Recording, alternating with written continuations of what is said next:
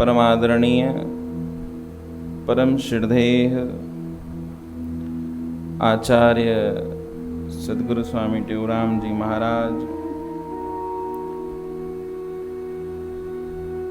उनके ही स्वरूप में बैठी हुई गुरु महाराज जी की प्यारी साथ संगत, परम पावन सद्गुरु महाराज का ये चालीसा का उत्सव और उसी चालीसा के उत्सव के अंतर्गत हमारे आचार्य श्री का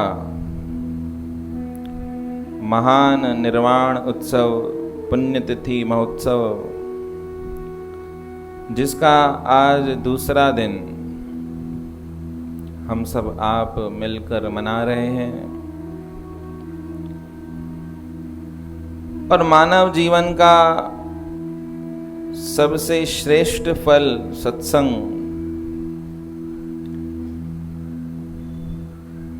उस सत्संग का हम सब लाभ ले रहे हैं। उन महापुरुषों के विषय में बताया गया कि वो महापुरुष संसार में आते हैं और आने के बाद प्रभु परमात्मा भगवान की भक्ति करते हैं और भक्ति कर कर स्वयं भी उस परमात्मा की प्राप्ति करते हैं, आनंद लेते हैं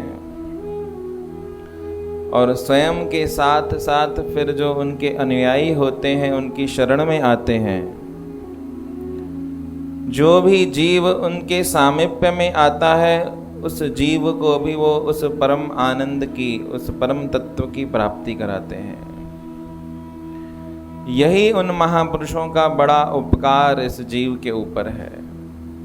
प्रेम से बोलो श्री राम, सतनाम साखी। संसार में जन्म लेना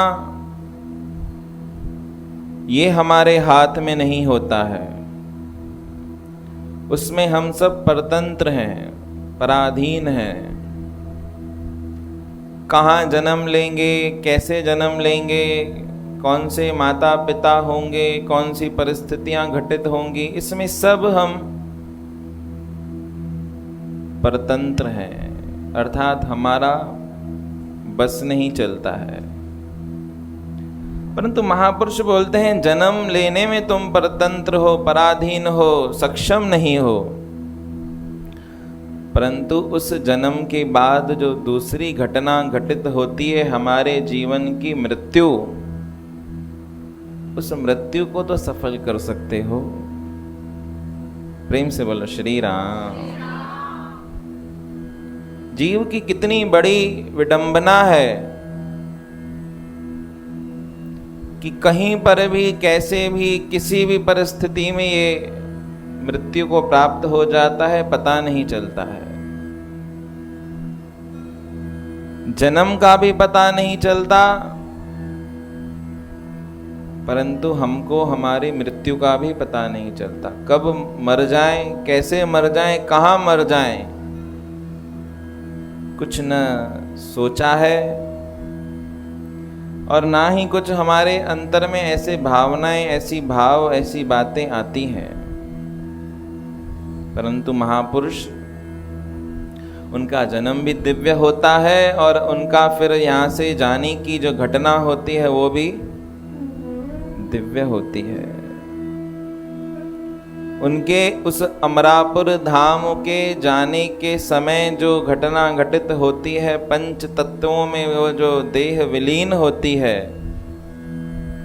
उस घटना को भी दिव्य माना जाता है, जिसका फलस्वरूप ये होता है कि हम सब उन महापुरुषों के ये त्योहार, ये महोत्सव मनाते हैं। प्रेम से बोलो श्री राम।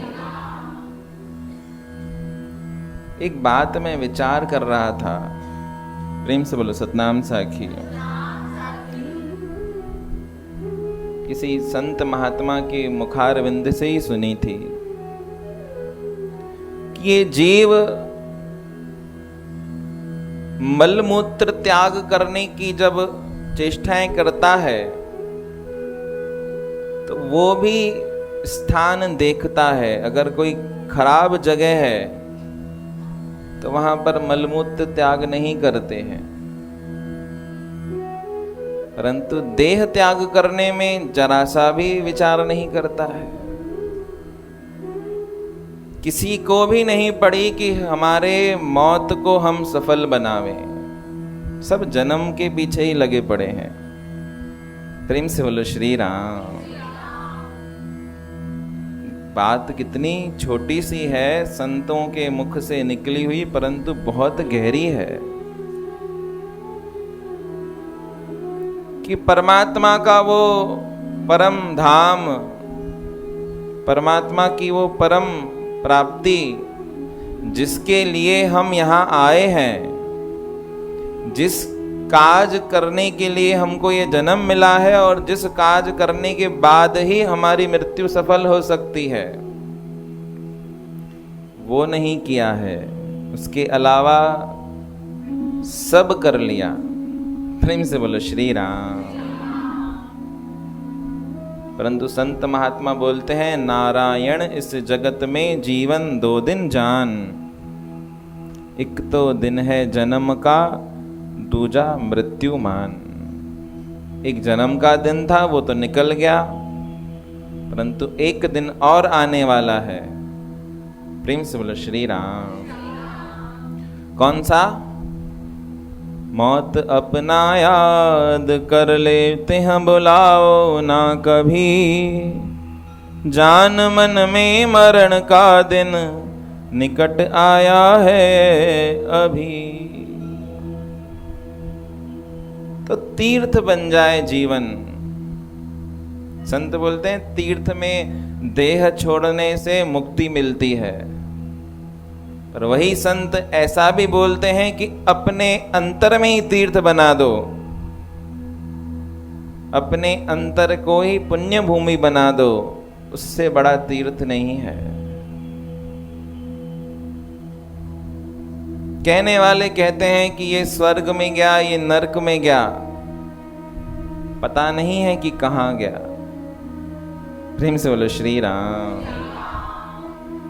एक गुरुजी, उनका एक चेला था, पुरानी जमाने की बात है। उस समय में गुरु भी जो होते थे वो भी बहुत सख्त होते थे।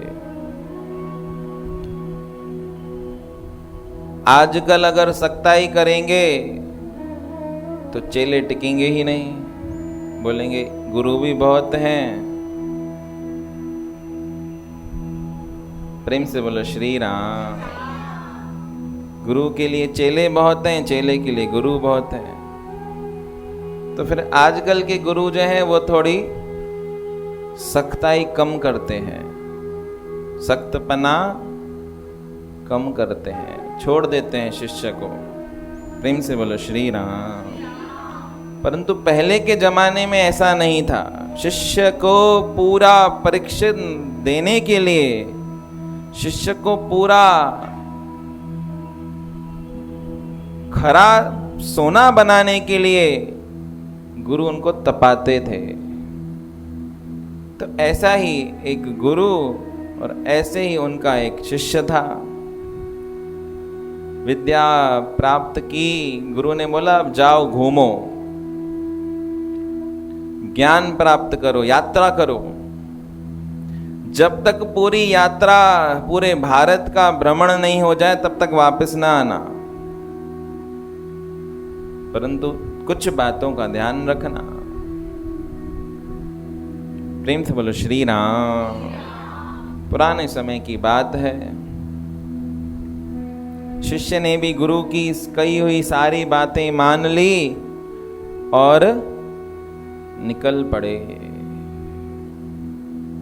जोगिया वस्त्र, गेड़ू वस्त्र धारण किए हुए थे। चारों धाम, 12 ज्योतिर्लिंग, सप्तपुरी, चारों दिशाओं का भ्रमण करने लगे। एक दिन से ज्यादा कहीं रुकते नहीं, धन को हाथ लगाते नहीं, अमनिया लेकर अपने जीवन का गुजारा करते थे, जो गुरु ने नियम बताए थे। प्रेम से बोलो श्री राम। अब ऐसा करते करते 12 साल गुजर गए। कितने? 12 साल।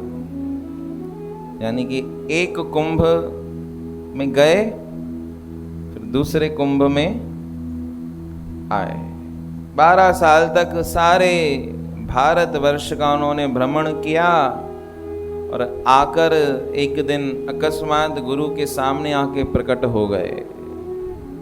गुरु ने पहचान लिया। गुरु ने पूछा कि सारा भ्रमण हो गया, कहाँ कहाँ घूमे, कहाँ कहाँ गए, क्या क्या सीखा, विद्या प्राप्त करी? शिष्य बोला सब आपकी कृपा, चारों धाम घूम लिए, सप्त पुरियां घूम ली, 12 ज्योतिर्लिंग हो गए, पश्चिम दिशा के जितने तीर्थ थे, पूर्व दिशा के जितने तीर्थ थे, उत्तर के दक्षिण के, सारी पैदल यात्रा करी है। प्रेम से बोलो श्री राम। सतनाम साखी। गुरु ने बोला बहुत अच्छा, सब सीख लिया। बोला आपकी दया, आपने जो सिखाना चाहा वो तो सीख लिया। अब ऐसा ही आपस में वार्तालाप चल रहा था, गुरुजी बात कर रहे थे, अचानक से एक अंतिम यात्रा निकली। गुरुजी के सामने से एक मुर्दा निकला। अब गुरुजी भी अपनी मौज में शिष्य को कहने लगे, बता ये कहाँ गया, स्वर्ग गया या नरक गया? प्रेम से बोलो श्री राम।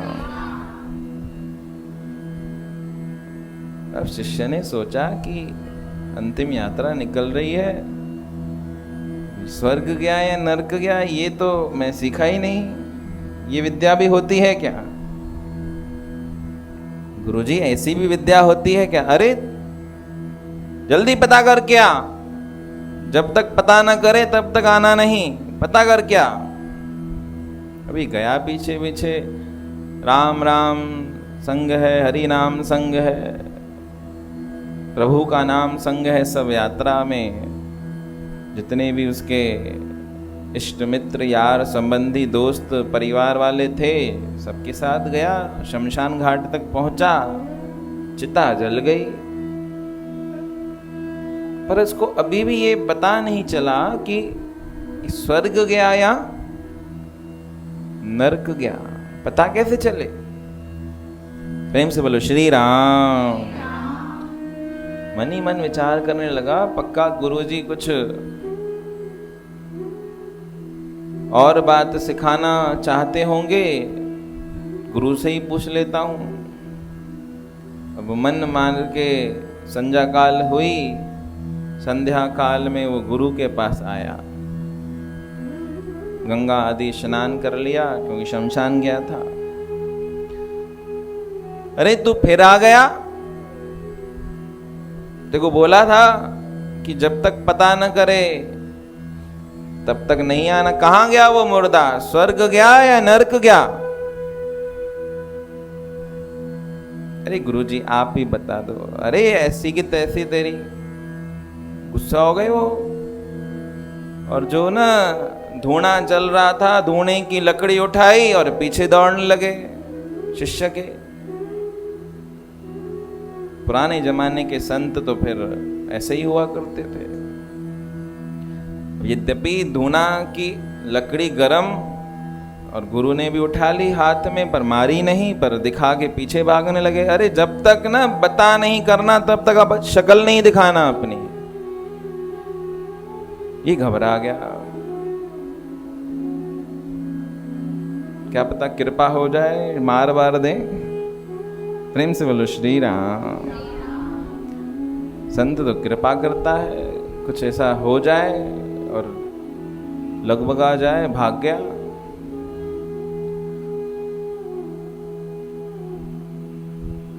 कुछ समय गुजरा,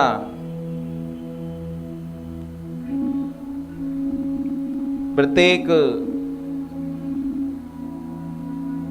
अंतिम यात्रा में ये जाता, जहां भी मिलती, पर इसको ये विद्या कौन सिखाएगा यही नहीं पता था। संतों से पूछा, महंतों से पूछा, अलग अलग शहरों में, गांवों में, कस्बों में गया, करते करते 3 से 4 साल बीत गए। समय निकलता गया, परंतु ये विद्या हाथ नहीं आई। अब ये तो कोई कैसे बताएगा? कोई निकलेगा मुर्दा तो कैसे बताएगा कि ये नरक में गया या स्वर्ग में गया? जो गया वो बताएगा थोड़ी कि मैं नरक में हूं या स्वर्ग में हूं। प्रेम से बोलो श्री राम। अब 3-4 साल इस घटना को घट गए थे। एक दिन थका हारा एक बागीचे में ये बैठा था। संध्या काल हुई थी तो सोचा कि आज यहीं पर आराम कर देता हूं। सरोवर का तट, बागीचा, पास में ही फिर एक मकान बना हुआ था। उस मकान के किनारे ही वो सरोवर था, सरोवर के किनारे बागीचा था। अभी गेरुआ वस्त्र धारण किए हुए जब वहां पर बैठा तो दूर से एक व्यक्ति ने उसको आवाज दी, अरे भैया आप जो बैठे हो जगह जांच लो, कहां बैठे हो? उसने बोला क्या हुआ, जगह को क्या हो गया? अरे भैया ये जगह इस नगर की जो प्रमुख वैश्या है उसकी है, आप संत होकर यहां बैठे हो, थोड़ा देख लो। वैश्या अर्थात गणका वैश्या, नगर वधु। प्रेम से बोलो श्री राम। अब ये भी अपनी मौज में था, बोला मुझे क्या करना किसी की भी जगह, मुझे तो रात्रि गुजारा करना है, सुबह को मैं चला जाऊंगा अपने आप। अब वहीं पर बागीचे में आसन बिछाकर सो गया। प्रातः काल हुआ। प्रातः काल जैसे ही भोर हुई, सामने वो वैश्या का मकान, वैश्या अपने मकान से निकली और उसी समय एक फिर से अंतिम संस्कार की अंतिम यात्रा एक मुर्दे की निकल रही थी। वैश्या ने दूर से देखा और दूर से देखकर अपनी लड़की को, अपनी बेटी को बुलाया कि देख क्या ये स्वर्ग में गई या नरक में गया? ये जो अंतिम यात्रा निकल रही है ये स्वर्ग में गया मुर्दा या नरक में गया? प्रेम से बोलो श्री राम। वैश्या की बेटी गई उस अंतिम यात्रा में उस मुर्दे को देखने, जहाँ पर वही राम राम संग है, हरि नाम संग है, प्रभु का नाम संग है। अब कुछ समय पश्चात लौट के आई, उस साधु देख रहा था क्या बोलती है आके। जैसे ही वो वैश्या की लड़की आई और वैश्या को बोलने लगी, ये जो अमुक यात्रा निकली इसमें जो मुर्दा था ये स्वर्ग में गया है। जैसे ये बात सुनी साधु चकरा गया। अरे ऐसा ज्ञान, ये तो बड़े बड़े महात्माओं को मैंने बचपन में घर छोड़ा, कदली कोपीन धारण की, सारी उम्र भगवान का नाम जप रहा हूं, इतनी सारी यात्राएं करी, ये विद्या तो मुझे नहीं मिली। और एक वैश्या की बेटी आके बता रही है कि फलाना आदमी स्वर्ग गया। ये कैसे हो गया? ये तो जगह लोग बोल रहे हैं कि खराब है, यहां पे तो रुकना चाहिए। प्रेम से बोलो श्री राम। 1 आध घंटा वहीं पर रुका तो क्या देखता है, उसी घंटे में दूसरी एक यात्रा निकली, वही वैश्या, वही लड़की, वही उसको बोलती है जा देख कर आ कि मुर्दा कहाँ गया। लड़की फिर गई, छोटी सी बच्ची थी 6-7 साल की, और आकर फिर बताया अपनी माँ को कि ये तो नरक गया है। हाय राम, बड़ा दुख किया। प्रार्थना की, भगवान इसकी रक्षा करना। अब साधु से रहा नहीं गया। साधु ने बोला कि ये तो बहुत बड़ी बात हो गई। बिना किसी संकोच के उसी समय उस वैश्या के घर में जाकर उसको दंडवत प्रणाम कर दिया कि हे जननी, हे माता, आप तो धन्य हो। अरे भाई क्या हुआ, तू साधु, गेरुआ चोला पहना हुआ है, वस्त्र धारण किया है, तू क्यों झुक रहा है भैया, इधर दूर हट, तेरा संतत्व खराब हो जाएगा।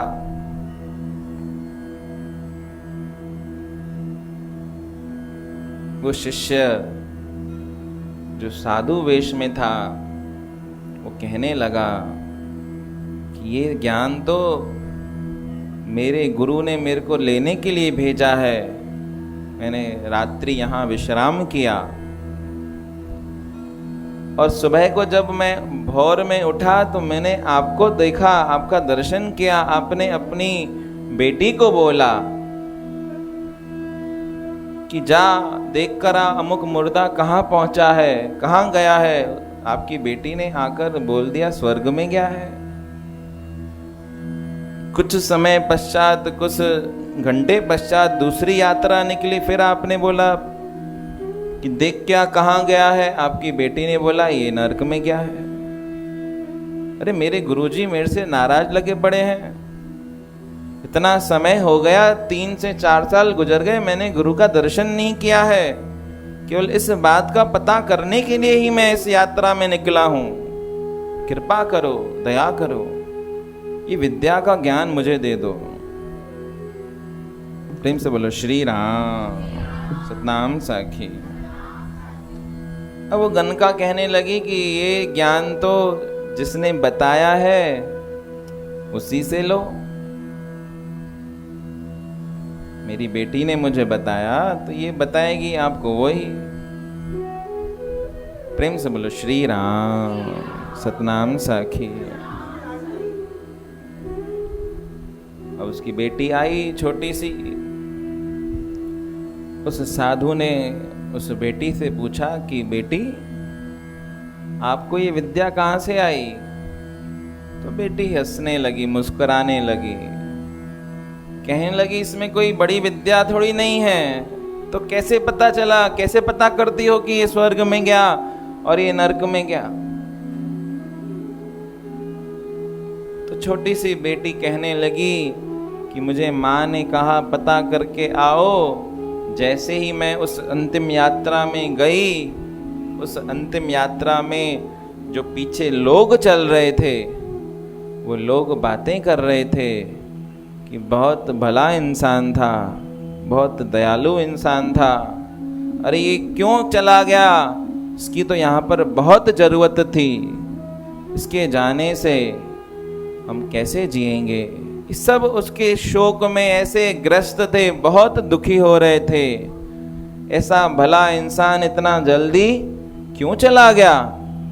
तो जब उसकी ज़रूरत परमात्मा को थी, परमात्मा ने उसको जल्दी बुला लिया और इतना भला इंसान तो मन में आ गया ये स्वर्ग में ही गया होगा।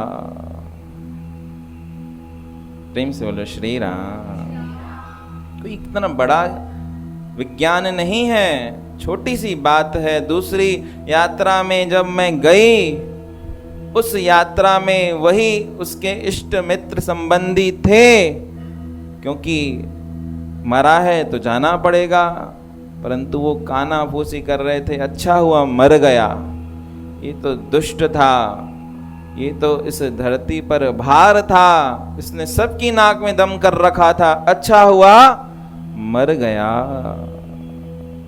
अर्थात कहने का तात्पर्य यही था कि जिसने यहाँ पर ही विजय प्राप्त नहीं की है, जय उसको नहीं मिली है, उसकी यहाँ पर भी जरूरत नहीं है, तो परमात्मा के घर पर उसकी जरूरत नहीं हो सकती। ये पक्का नरक में ही गया है। यही विज्ञान है। प्रेम से बोलो श्री राम।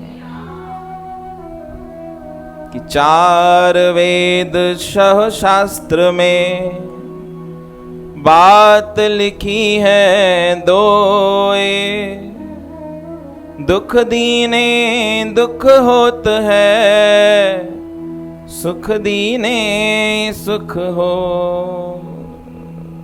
4 वेद 6 शास्त्र में बात लिखी है दोए, दुख दीने दुख होत है, सुख दीने सुख होए। यही ज्ञान है, यही विज्ञान है। शिष्य साधु सीधे गया अपने गुरु के पास। गुरु ने पूछा कि पता कर लिया? शिष्य ने बोला आपकी कृपा से पता चल गया। बता वो मुर्दा कहाँ गया था? गुरुजी वो मुर्दा स्वर्ग में गया था। कैसे पता चला? कि उसके पीछे रोने वाले बहुत थे। अरे यही तो मैं तेरे को सिखा रहा था। कहने का मतलब, सिखावत देने का मतलब और कुछ नहीं था। यही था कि ऐसी जीवन में करनी कर लो कि जब यहां से जाओ तो 4 लोग याद करें। मिलत एक दुख दारन देही, बिछड़त एक प्राण हर लेही। संत मिलते हैं और जब वो बिछड़ते हैं तो क्या देते हैं? दुख देते हैं। और दुष्ट मिलता है तो भी दुख देता है। मिलत एक दुख दारन देही, बिछड़त एक प्राण हर लेही। संतों का बिछड़ना, पुण्यात्मा का बिछड़ना वो प्राणघाती होता है, वो दुख देता है। और दुष्ट इंसान जब मिलता है तो दुख देता है। तो ऐसी करनी चाहिए जो हमारे हाथ में है, उसमें स्वतंत्र हैं हम। बहाना, एक्सक्यूजेस ये सब बना सकते हैं, परंतु फिर भी स्वतंत्र हैं। प्रेम से बोलो श्री राम। कि जब तुम आया जगत में, जगत हंसे तुम रोए, ऐसी करनी कर चलो, तुम हंसो जग रोए। यहां से जब भी जाएं संतोष से जाएं, हाय हत्या करके नहीं जाएं। ऐसे नहीं अंतकाल आए तो चिंताग्रस्त होकर ही जाएं, क्लेश वश होकर ही जाएं। अरे संतोष आना चाहिए, चित्त में शांति होनी चाहिए।